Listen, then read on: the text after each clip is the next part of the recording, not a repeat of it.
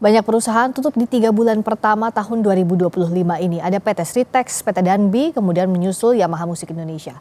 Apa yang sedang terjadi dan bagaimana memastikan para pekerja yang perusahaannya tutup itu bisa mendapatkan hak-hak mereka? Kita ulas bersama Wakil Menteri Ketenagakerjaan Immanuel Ebenezer dan salah satu pekerja PT Danbi International Garut, Risna. Selamat malam, Mas Wamen, juga Mbak Risna. Selamat malam. Selamat malam, saya ke Mbak Risna dulu. Kalau sampai sekarang status Mbak Risna dan kawan-kawan apa? Sudah di PHK atau belum? Untuk status kita sekarang alhamdulillah sudah di PHK per tanggal 28 Februari kemarin.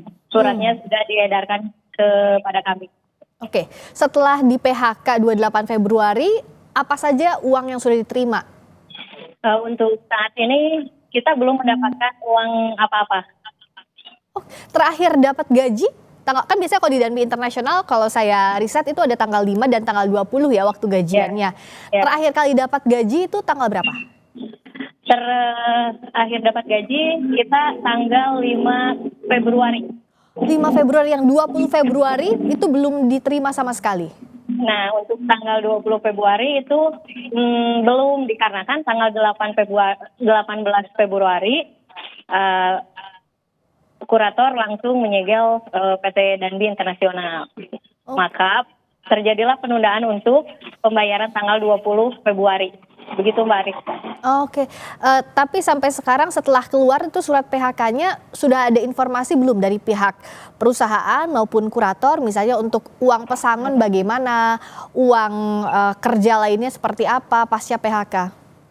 Oke, kalau untuk dari pihak manajemen atau pengusaha, dari awal adanya kabar pilot, tidak pernah ada kepada kami menjelaskan atau mengklarifikasi dengan keadaan pabrik seperti ini, udah pilot atau tidak, itu sampai sekarang belum ada, Mbak. Nah, kalau untuk dari kurator, alhamdulillah tadi kami perwakilan dari SPPD daerah Garut dan juga didampingi Pak Kasat Intel, dan kami perwakilan dari seluruh pekerja 2079 kami menemui tim kurator dan mempertanyakan hak-hak kami.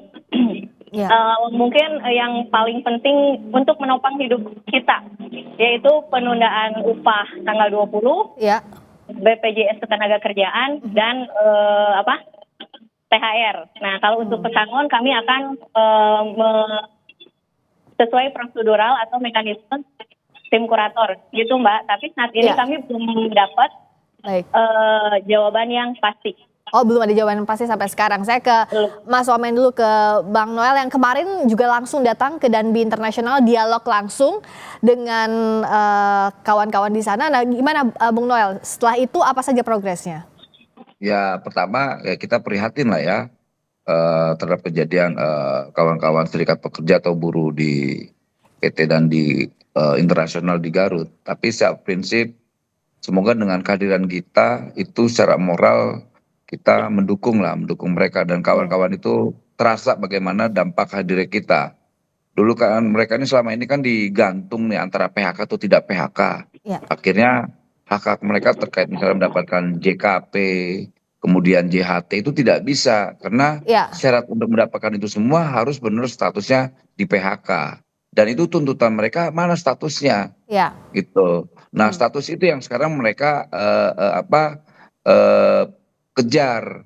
Jangan sampai digantung begini, karena kita mau kan 2000 itu bisa kita minta ke jarak berapa kilometer dari situ, kan ada PT Ultimate Nobel Indonesia, itu resapan tenaganya tuh sampai 10.000. Nah, kita bisa mengajak kawan-kawan untuk bisa bekerja di PT Ultimate Nobel Indonesia itu. Nah, oke. Nah, kemarin kan Bung Noel ke sana langsung bertemu dengan kawan-kawan pekerja Danbi Internasional.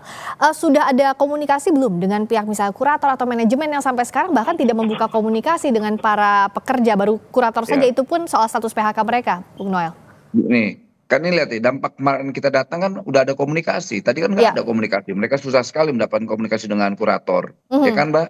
Iya, betul. Gitu. Nah, jadi artinya pemerintah mendesak itu ya. Tinggal sekarang soal kejelasan kapan dibayarnya itu akan terus dipantau dong oleh Bung Noel dan kawan-kawan. Harus dong, nggak bisa enggak. Nah, makanya gini, pertama bertahap dulu lah. Status mereka ini harus jelas dulu, di PHK atau tidak, gitu. Jangan digantung. Agar kenapa? Mereka bisa bekerja di tempat lain, gitu. Nah kedua, hak-hak mereka terkait JKP, JHT itu bisa Ya, mereka terima, gitu. Nah ini kan digantung. Nah ya, maksud saya janganlah ya, modus-modus kejahatan ini hentikan.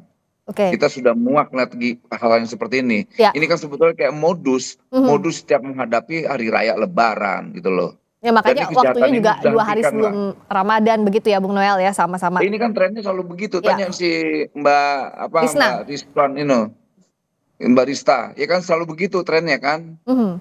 Nah, silakan Tiap Mbak. menghadapi hari raya besar, PHK. Nanti setelah Lebaran 2 minggu atau sebulan, tren resapan tenaga kerja. Ya. Nah kali ini kita negara nggak bisa abai lah terhadap modus atau sindikat seperti ini. Mhm. Kita sudah muak lah dimainin para ya duh saya pejabat kadang-kadang saya kelepasan ngomong gini. Oke. Ya orang-orang itulah. Ya, oke. Nah, sekarang mumpung ada Mbak Risna kemarin juga dan kawan-kawan sudah ketemu sama Pak Wamen, mumpung ada sekarang satu layar lagi, apa yang mau disampaikan? Setelah tadi kan sudah dapat ya statusnya PHK ya, sudah dapat dari surat untuk PHK-nya, apa yang mau disampaikan ke Pak Wamen, apa yang mau dititipkan begitu? Oke. Kita sebagai pekerja buruh PT Danbi Internasional yang sudah ter-PHK sekarang, Pak, kami berharap besar kepada Bapak Wamen untuk salah satunya adalah segera menekan atau memberikan atau memonitor supaya hak-hak kami segera terrealisasikan gitu kan. Dan terus juga mungkin kami meminta juga untuk segera dialokasikan ke beberapa perusahaan atau PT yang membuka loker untuk kami. Dan dikarenakan kami notaben mungkin udah lama ya Mbak Priska, udah Ya. lama bekerja gitu kan.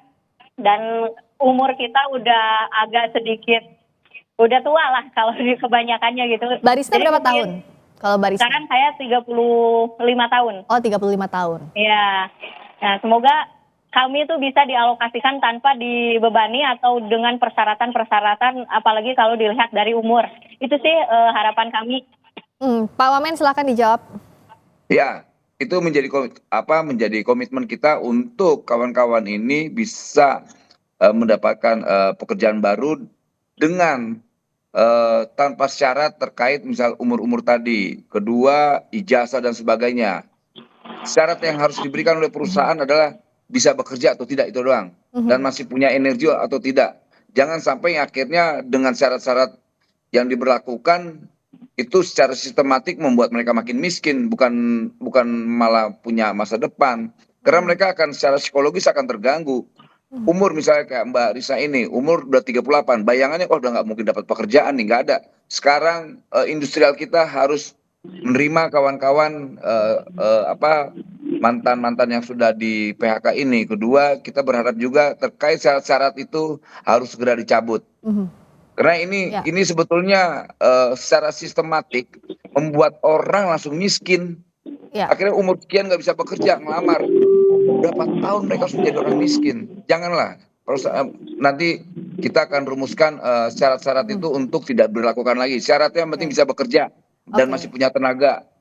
Dan tadi dijaminkan juga ya Pak Wamen ya, bahwa akan dikawal terus agar hak-haknya semua pesangon, THR, pencairan BPJS Ketenagakerjaan tidak ada hambatan ya. Ya harus dong, jangan tidak. Saya soal ini kan garis merah yang nggak boleh saya langgar ya, Ya. terkait keberpihakan ini. Karena kewajiban negara adalah melindungi hak-hak mereka.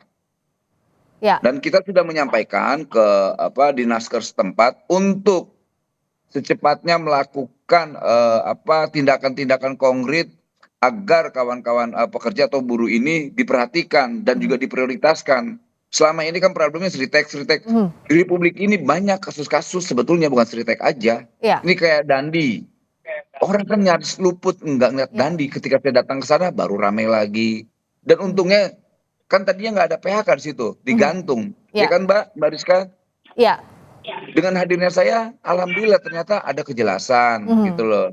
Ya. Kedua, kurator sangat susah ditemui, akhirnya bisa ditemui. Tadinya menghindar semua, gitu loh. Ya, jadi ini progres yang Maksud saya baik. hal kayak begini udah komunikasi aja lah, jangan Ya. takut. Buruh juga bukan menjadi ancaman kok. Buruh tidak pernah mengancam. Buruh tidak minta saham. Buruh tidak minta gaji sekelas direktur. Buruh hanya minta gajinya selayaknya, yang mereka dapatin nggak lebih. Artinya kenapa sih harus ditakutin buruh-buruh ini? Toh mereka juga patriotik buat keluarganya, buat Baik. bangsa ini, buat industrial. Mereka ini pahlawan juga. Kenapa seakan-akan mereka dihina? Ya, jadi yang jelas harus ada komunikasi dan ini dijanjikan akan dikawal terus pemerintah. Terakhir Mbak Risna, masih di tenda di depan PT Danbi Internasional? Iya. Sampai kapan akan bertahan Mbak Risna di sana? Sampai hak-hak kami terrealisasikan semuanya.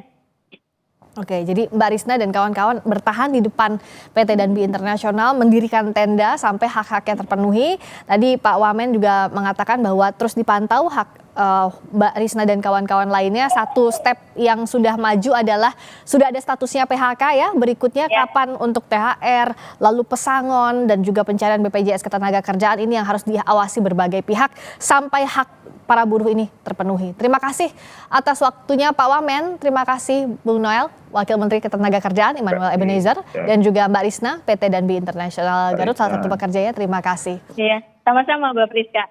Terima kasih, selamat malam.